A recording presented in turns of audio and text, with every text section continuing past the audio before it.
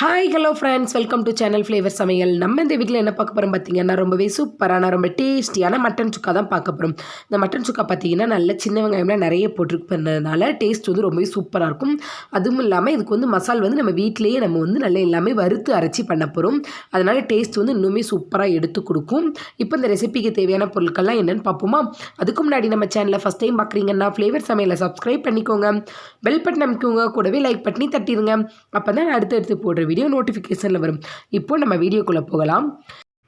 அதுக்கு பார்த்தீங்கன்னா ஃபஸ்ட்டு ஒரு 1/4 கிலோ அளவுக்கு மட்டன் நான் எடுத்து வச்சுருக்கேன். இதை நல்லா க்ளீன் பண்ணி எடுத்து வச்சுக்கோங்க.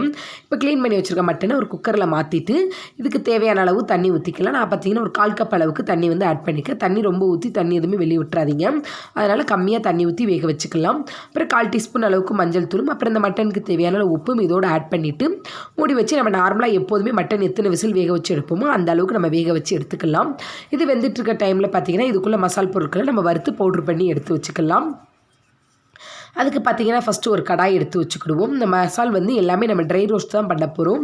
அதனால் ஃபஸ்ட்டு ஒரு கடாய் வச்சுட்டு அதில் 1 டீஸ்பூன் அளவுக்கு மிளகு, அப்புறம் 1/2 டீஸ்பூன் அளவுக்கு சீரகம், அப்புறம் 1/4 டீஸ்பூன் அளவுக்கு சோம்பு ஆட் பண்ணிக்கோங்க.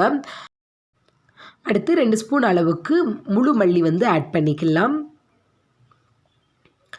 மல்லி ஆட் பண்ணதுக்கு பிறகு பார்த்திங்கன்னா காரத்துக்கு ஒரு வரமிளகாய் மட்டும் நான் ஆட் பண்ணியிருக்கேன். அதுக்கப்புறம் பார்த்திங்கன்னா ஒரு சின்ன துண்டு பட்டை ஆட் பண்ணிக்கிடுவோம். அடுத்து 2 கிராம்பு, 2 ஏலக்காய் ஆட் பண்ணிக்கலாம். இது எல்லாத்தையுமே கரிஞ்சிடாமல் பார்த்து நல்ல வாசம் வர அளவுக்கு நல்லா வறுத்து எடுத்துக்கிடுவோம். இப்போ இது பார்த்திங்கன்னா இது எல்லாமே சூப்பராக நல்ல வாசமாக நல்லா வறுத்து எடுத்தாச்சு. இதை பார்த்திங்கன்னா நல்லா ஃபஸ்ட்டு ஆற வச்சு எடுத்துக்கலாம். இது நல்லா ஆறுனதுக்கப்புறம் பார்த்திங்கன்னா ஒரு மிக்ஸி ஜாரில் மாற்றிட்டு இது நல்லா ஃபைன் பவுடர் நம்ம அரைச்சி எடுத்துக்கிடுவோம். தண்ணி எதுவுமே ஊற்றாமல் நல்லா ஃபைன் பவுடரை அரைச்சி எடுத்துக்கோங்க. இந்த மசாலாவோட ஃப்ளேவர் வந்து ரொம்பவே சூப்பராக இருக்கும். நம்ம வேறு எந்த மசாலா எதுவுமே ஆட் பண்ணாமல் இதை மட்டும் ஆட் பண்ணுங்கள். ரொம்பவே டேஸ்ட் வந்து சூப்பராக இருக்கும். இப்போ பவுடர் அரைச்சி எடுத்தாச்சு. அடுத்து ஒரு கடாய் வச்சுட்டு 2 டேபிள் ஸ்பூன் அளவுக்கு ஆயில் ஊற்றிக்கலாம். ஆயில் கொஞ்சம் சூடானதுக்கப்புறம் பார்த்திங்கன்னா கொஞ்சமாக கடுகு ஆட் பண்ணிக்கிடுவோம். கடுகு நல்லா பொரிஞ்சதும் அப்புறம் கொஞ்சமாக கருவேப்பிலை ஆட் பண்ணிக்கோங்க. இப்போ பார்த்திங்கன்னா கருவேப்பிலை ஆட் பண்ணி கருவேப்பிலை நல்லா பொரிஞ்சதுக்கப்புறம் பார்த்திங்கன்னா இதில் வந்து சின்ன வெங்காயம் தான் ஆட் பண்ண போகிறோம். இந்த சின்ன வெங்காயம் தான் இதோட டேஸ்ட்டே எடுத்து கொடுக்கும். நான் நல்லா ஒரு 2 கை அளவுக்கு சின்ன வெங்காயம் வந்து நீள நீளமாக கட் பண்ணி வச்சுருக்கேன். அதையும் ஆட் பண்ணி எண்ணெயிலே நல்லா வதக்கி எடுத்துக்கலாம். வெங்காயம் வந்து எவ்வளோக்குள்ள நம்ம ஆட் பண்ணமோ சுக்காவுக்கு வந்து டேஸ்ட் வந்து இன்னுமே சூப்பராக இருக்கும். அதனால் நான் வெங்காயம் வந்து இன்றைக்கி கொஞ்சம் நிறையவே ஆட் பண்ணியிருக்கேன். இப்போ இந்த வெங்காயத்தை ஃபஸ்ட்டு எண்ணெயிலே வதக்கி எடுத்துக்கலாம். வெங்காயம் பார்த்திங்கன்னா இந்த அளவுக்கு நல்லா வதக்கிக்கோங்க. வதங்கினதுக்கப்புறம் பார்த்திங்கன்னா இதில் இஞ்சி பூண்டு பேஸ்ட் வந்து ஆட் பண்ணிக்கலாம். ஒரு ஸ்பூன் அளவுக்கு இஞ்சி பூண்டு பேஸ்ட் வந்து நான் எடுத்திருக்கேன். அதையும் சேர்த்து எண்ணெயிலே நல்லா பச்சை வாசனை போகிற அளவுக்கு நல்லா வதக்கி எடுத்துக்கிடுவோம். இஞ்சி பூண்டோட பச்சை வாசனைலாம் போனதுக்கப்புறம் பார்த்திங்கன்னா நம்ம வேக வச்ச மட்டனை வந்து இதோட ஆட் பண்ணிக்கலாம். நம்ம பார்த்திங்கன்னா கொஞ்சமாக தண்ணி ஊற்றி வேக வச்சுக்கோனால அந்த தண்ணியுமே இதோட ஆட் பண்ணிக்கோங்க. ஆட் பண்ணி நம்ம சுருளை வதக்கி எடுத்துட்டோம்னா தண்ணியும் நல்லா உறிஞ்சிடும், நமக்கு ட்ரையாக கிடச்சிரும்.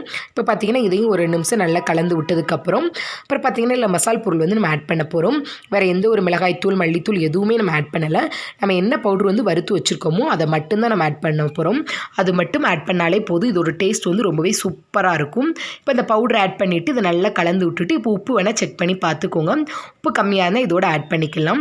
இப்போ இதை மூடி வச்சு ஒரு 5 நிமிஷம் லோ ஃப்ளேம்லேயே வேக வச்சு எடுத்தோம்னா சூப்பராக எண்ணெய் பிரிஞ்சு வந்து ரெடி ஆயிரும். இப்போ பார்த்தீங்கனாலே உங்களுக்கே தெரியும் எவ்வளோக்குள்ளே சூப்பராக ரெடி ஆகிருக்குன்னு. இது வந்து சூடான சாதத்தோடலாம் போட்டு சாப்பிடும்போது ரொம்பவே சூப்பராக இருக்கும். லாஸ்ட்டில் கொஞ்சமாக கொத்தமல்லி தழை தூவி இறக்கி நல்லா கலந்து விட்டு இறக்கிட்டோம்னா நம்மளுக்கு ரொம்பவே சூப்பராக ரொம்ப டேஸ்டியான மட்டன் சுக்கா வந்து ரெடி ஆகிருச்சு.